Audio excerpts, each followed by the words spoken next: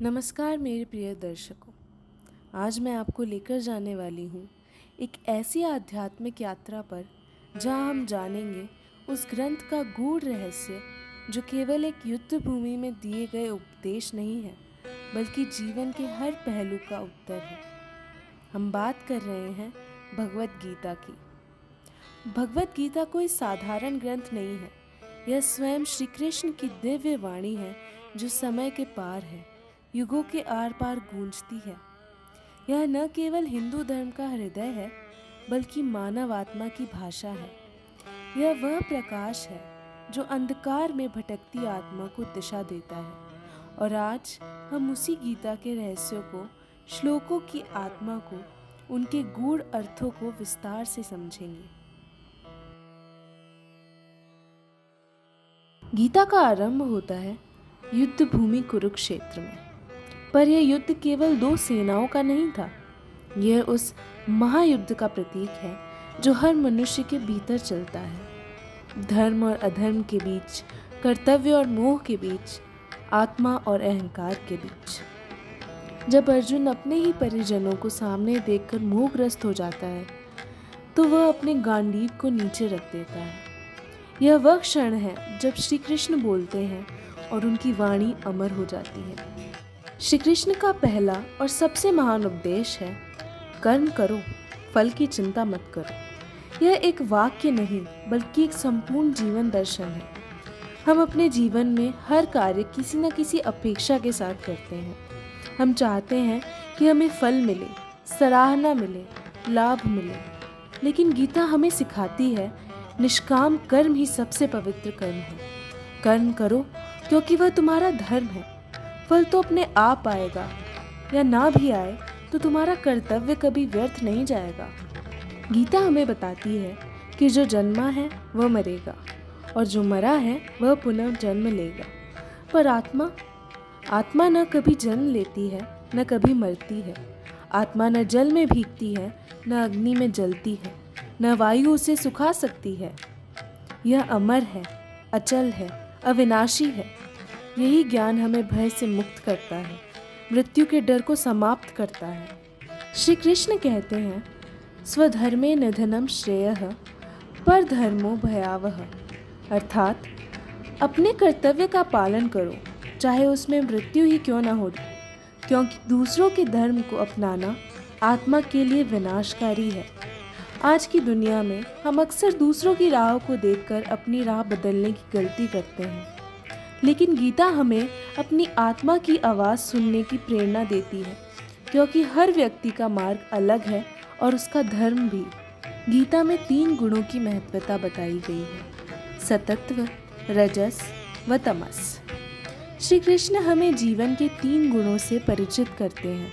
सतत्व जो पवित्रता और ज्ञान को दर्शाता है, रजस क्रियाशीलता और इच्छाएं, और तमस अज्ञानता और जड़ता। हमारा मन इन 3 गुणों के मिश्रण से बना है। लेकिन जो व्यक्ति सतत्व गुण को बढ़ाता है वह धीरे धीरे आत्मज्ञान की ओर बढ़ता है। गीता हमें प्रेरणा देती है कि हम तमस और रजस को पार करके सतत्व में स्थित हो जाएं, क्योंकि वही शांति है, वही ईश्वर है। गीता केवल ज्ञान या कर्म की बात नहीं करती, वह भक्ति को भी उतना ही महत्वपूर्ण मानती है। श्री कृष्ण कहते हैं, भक्त्या मम अभिजानति। केवल भक्ति से ही मुझे जाना जा सकता है। यह भक्ति केवल मंत्र, पूजा या कर्मकांड नहीं, बल्कि वह प्रेम है जो निष्कलंक, निस्वार्थ और पूर्ण समर्पण से भरा हो। श्री कृष्ण कहते हैं, यदि कोई प्रेम से मुझे एक पत्र, पुष्प, फल या जल भी अर्पित करता है तो मैं उसे स्वीकार करता हूँ। यही भक्ति का रहस्य है, प्रेम और समर्पण। हम 21वीं सदी में हैं। तकनीक, व्यस्तता, सोशल मीडिया, करियर और रिश्तों के जाल में फंसे हुए हैं। ऐसे में कोई पूछ सकता है, क्या गीता आज के युग में प्रासंगिक है? उत्तर है, अब पहले से भी ज़्यादा। आज जब व्यक्ति अपने अस्तित्व से कट गया है, तब गीता वह सेतु बन सकती है जो आत्मा को फिर से परमात्मा से जोड़ती है।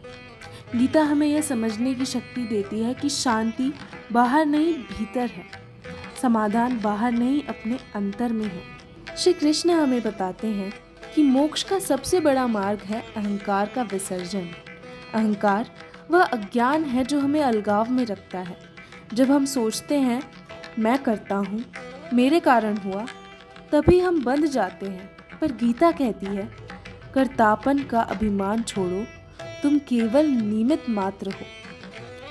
जो व्यक्ति यह समझ लेता है कि सब कुछ ईश्वर की इच्छा से हो रहा है, वह अहंकार से मुक्त हो जाता है और शांति का अनुभव करता है। श्री कृष्ण अध्याय 6 में कहते हैं उद्रेदात्मनात्मानम, अर्थात अपने मन को उठाओ, गिराओ मत। यह मन ही है जो मनुष्य को बांधता है और यही उसे मुक्त करता है। ध्यान गीता के अनुसार कोई औपचारिक प्रक्रिया नहीं है, बल्कि आत्मा के स्वरूप में टिक जाना है। जब मन इंद्रियों की और भागना बंद कर देता है और परमात्मा में स्थिर हो जाता है, तभी मन शांत होता है। यह ध्यान की पराकाष्ठा है जहाँ आत्मा स्वयं को पहचानने लगती है। भगवत गीता हमें यह भी बताती है कि एक ज्ञानी पुरुष कैसा होता है। ऐसा व्यक्ति न सुख में हर्षित होता है, न दुख में विचलित। वह न किसी से द्वेष करता है, न किसी से मोह। श्री कृष्ण कहते हैं स्थित प्रज्ञ वही है जो भीतर से स्थिर है, चाहे बाहर कैसा भी तूफान चल रहा हो। आज की दुनिया में ऐसे ही व्यक्तित्वों की आवश्यकता है जो न परिस्थितियों से डगमगाए, न प्रशंसा से अहंकारी बने और न अपमान से टूटे। श्री कृष्ण गीता में बार बार माया का उल्लेख करते हैं। यह माया ही है जो आत्मा को भ्रमित करती है, उसे शरीर, वस्त्र, संपत्ति और रिश्तों में बांधती है। पर विवेक वह शक्ति है जो हमें माया के परे देखने की दृष्टि देता है। विवेक के द्वारा ही हम समझ पाते हैं कि यह शरीर नश्वर है, यह संसार परिवर्तनशील है और केवल आत्मा ही शाश्वत है। जिस दिन यह विवेक जाग जाता है, उसी दिन गीता का सच्चा पाठ शुरू होता है। गीता के 11वें अध्याय में आता है वह अद्भुत दृश्य जब श्री कृष्ण अपना विराट स्वरूप अर्जुन को दिखाते हैं।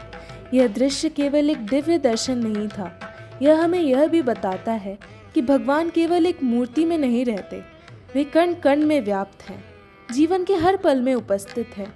जब हम इस विराट दृष्टि को समझने लगते हैं, तब हम सीमाओं से मुक्त होकर उनका समग्रता को देख पाते हैं। विश्व रूप को देखना मतलब अपने दृष्टिकोण को बढ़ाना, संकीर्णता से व्यापकता की ओर जाना। भगवत गीता हमें यह भी सिखाती है कि असली युद्ध बाहर नहीं अंदर होता है। हमें अपने भीतर के रोग, दोष, लाभ, मोह, काम, क्रोध से लड़ना होता है। शत्रु कोई और नहीं, हम स्वयं हैं, और विजय भी वही है जो स्वयं पर मिलती है। यह गीता की महानता है, वह हमें बाहर से लड़ाकू नहीं, भीतर से विजेता बनाती है। भगवत गीता में श्री कृष्ण एक अत्यंत दिव्य और सरल मार्ग बताते हैं, पूर्ण आत्मसमर्पण। वे कहते हैं सभी कर्तव्यों और धर्म को त्याग कर केवल मेरी शरण में आ जा, मैं तुझे समस्त पापों से मुक्त कर दूंगा। यहाँ त्याग का अर्थ कर्तव्यों से भागना नहीं है, बल्कि कर्तापन के भाव का त्याग है। जब हम यह मान लेते हैं कि हम ही सब कुछ कर रहे हैं, वही बंधन बन जाता है, और जब हम समर्पण करते हैं, वहीं से मुक्ति शुरू होती है।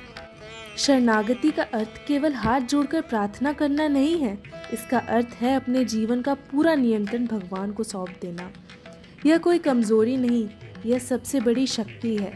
जब हम श्री कृष्ण को अपना सारथी बना लेते हैं, तब जीवन का रथ कभी डगमगाता नहीं। जो व्यक्ति भगवान में संपूर्ण विश्वास करता है, न वह भयभीत होता है न भ्रमित। वह जानता है कि कोई भी परिस्थिति क्यों न आए, मार्गदर्शन उसे भीतर से मिलेगा। भगवत गीता का सबसे गूढ़ दर्शन है कर्म करते रहो, फल की इच्छा मत करो। श्री कृष्ण यही नहीं कहते कि कर्म मत करो, वे बार बार कहते हैं कर्म अवश्य करो, लेकिन आसक्ति से मुक्त होकर। इसका गूढ़ अर्थ है कि कर्म करते समय हमारा मन केवल कर्म में लीन हो, न प्रशंसा की चिंता हो, न परिणाम का डर। यही निष्काम कर्म योग है, और यही मार्ग अंततः मोक्ष की ओर ले जाता है, जहाँ आत्मा पुनर्जन्म से मुक्त होकर परमात्मा में लीन हो जाती है। भगवत गीता कोई केवल पढ़ने की चीज़ नहीं है, यह जीने की विधि है। श्री कृष्ण केवल एक पात्र नहीं, वे चेतना है, अर्जुन केवल एक योद्धा नहीं, वे हम सबके भीतर का भ्रमित मन है। हर बार जब हम निर्णय नहीं ले पाते, जब हमें दिशा नहीं मिलती, जब भीतर का अर्जुन रोता है और तभी भीतर का कृष्ण बोलता है। जब तक हम स्वयं को अर्जुन समझेंगे तब तक गीता का पाठ चलता रहेगा। गीता में मोक्ष केवल मृत्यु के बाद का कोई स्वर्ग नहीं है। यह उस बंधन की मुक्ति है जिसमें आत्मा स्वयं को शरीर मानती है। जिस दिन हमें यह अनुभव हो जाए कि हम न यह शरीर हैं, न यह नाम, न यह रिश्ते, बल्कि शुद्ध चेतना है, उसी दिन मोक्ष का आरंभ हो जाता है। मोक्ष वही स्थिति है जहाँ व्यक्ति को न कुछ चाहिए, न कुछ खोने का डर होता है। वह केवल कर्म करता है, प्रेम करता है, सेवा करता है और हर पल में भगवान को अनुभव करता है। अंत में जब श्री कृष्ण गीता समाप्त करते हैं तब वे अर्जुन से कहते हैं, अब मैंने तुझे सब कुछ कह दिया है, अब तू स्वयं विचार कर और जैसा उचित लगे वैसा कर। यही है गीता की महानता। वह जबरदस्ती कुछ नहीं थोपती, वह ज्ञान देती है, विवेक जगाती है और फिर व्यक्ति को स्वतंत्रता देती है कि वह स्वविवेक से अपना मार्ग चुने। गीता के अंतिम अध्याय में श्री कृष्ण कहते हैं, सब कुछ छोड़कर मेरी शरण में आ जाओ। यह वचन केवल विश्वास नहीं बल्कि जीवन का अंतिम मार्ग है। जब हम अपने अभिमान, इच्छाओं, मोह, भय को त्याग कर भगवान के चरणों में समर्पित हो जाते हैं तब मोक्ष का मार्ग स्वतः खुल जाता है। अंत में अर्जुन कहता है, मेरे मोह का नाश हो गया है और मुझे स्मृति वापस मिल गई है। अब मैं युद्ध करूंगा। यह अर्जुन केवल पांडवों का योद्धा नहीं, यह हम सबके भीतर का योद्धा है जो अब जाग पाया है। गीता हमें इसी जागरण की ओर ले जाती है। आज के युग में जब हम सभी तनाव, अनिश्चितता और भ्रम में हैं, गीता हमें स्थिरता देती है। यह न केवल धार्मिक ग्रंथ है, यह एक आध्यात्मिक विज्ञान है जो आत्मा को परम सत्य की ओर ले जाती है। हर बार जब हम गीता पढ़ते हैं उसमें से नई ऊर्जा, नया अर्थ और नई दिशा मिलती है। यह ग्रंथ न कभी पुराना होता है न सीमित, क्योंकि आत्मा और सत्य दोनों ही शाश्वत हैं। हर मनुष्य जीवन में कभी न कभी अर्जुन की तरह भ्रमित होता है। परिस्थितियाँ कठिन होती है, विकल्प असंगत होते हैं और निर्णय असंभव लगता है। ऐसे समय में हम सभी को श्री कृष्ण की आवश्यकता होती है जो हमें जीवन की सच्चाई समझाए और हमारे भीतर के डर को ज्ञान से भेद दे। भगवत गीता केवल एक युद्ध का संवाद नहीं, यह वेदना से वेदांत तक की यात्रा है। यह मनुष्य की आत्मा को अंधकार से प्रकाश की ओर ले जाने वाला अमृत है। यह सिखाती है कि जीवन केवल संघर्ष नहीं है, यह आत्मा की यात्रा है, आत्म खोज की प्रक्रिया है। जब हम गीता पढ़ते हैं तब शब्दों से अधिक हम चेतना को छूते हैं। हर श्लोक श्री कृष्ण की उपस्थिति को जीवंत कर देता है। हर उत्तर एक प्रश्न को जागृत करता है। मैं कौन हूँ? मैं क्यों आया हूँ? मेरा उद्देश्य क्या है? और जब व्यक्ति इन प्रश्नों का उत्तर भीतर से पाता है तभी गीता अपने उद्देश्य में सफल होती है। इस तत्व युग में जहाँ रिश्ते क्रमित हो गए हैं, जहाँ मनुष्य मशीनों की तरह जी रहा है, वहाँ गीता आत्मा की पुकार है। यह हमें रुकने के लिए नहीं, जागने के लिए कहती है। यह बताती है यदि तुमने खुद को पहचान लिया तो सारा ब्रह्मांड तुम्हारा हो जाएगा। गीता आज भी उतनी ही प्रासंगिक है जितनी हजारों वर्ष पहले थी। यह न धर्म विशेष की है, न संप्रदाय विशेष की। यह हर उस व्यक्ति की है जो सत्य की खोज में है, जो जीवन में स्थिरता चाहता है, जो भीतर से शांत और बाहर से कर्मठ बनना चाहता है। गीता को जीवन में उतारने के लिए ज़रूरी नहीं है कि हम सन्यासी बन जाएं, बल्कि यह सिखाती है कि गृहस्थ होकर भी ब्रह्मज्ञानी बना जा सकता है।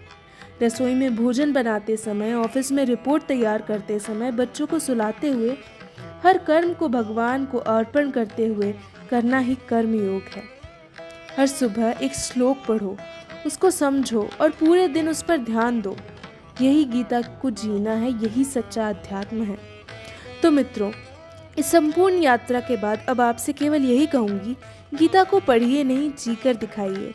श्री कृष्ण को मूर्ति में मत सीमित कीजिए, उन्हें अपने विचारों का सारथी बनाइए। अर्जुन की तरह प्रश्न कीजिए और श्री कृष्ण की तरह उत्तर खोजिए। यही जीवन का सार है, यही आत्मा की मुक्ति है। यदि इस वीडियो ने आपके भीतर कुछ हलचल पैदा की हो, यदि किसी श्लोक ने आपकी आत्मा को छुआ हो, तो इसे अपने दोस्तों, परिवार और हर उस व्यक्ति के साथ साझा करें जो जीवन में दिशा खोज रहा है। नीचे कमेंट करें आपको गीता का कौन सा श्लोक सबसे प्रिय है और क्यों। मैं आप सभी की भावनाओं को पढ़ना और उत्तर देना चाहती हूँ। और हाँ, ऐसे ही आध्यात्मिक विचारों, गहरे विश्लेषण और भारतीय दर्शन की यात्रा में साथ जुड़ने के लिए इस चैनल को सब्सक्राइब करें।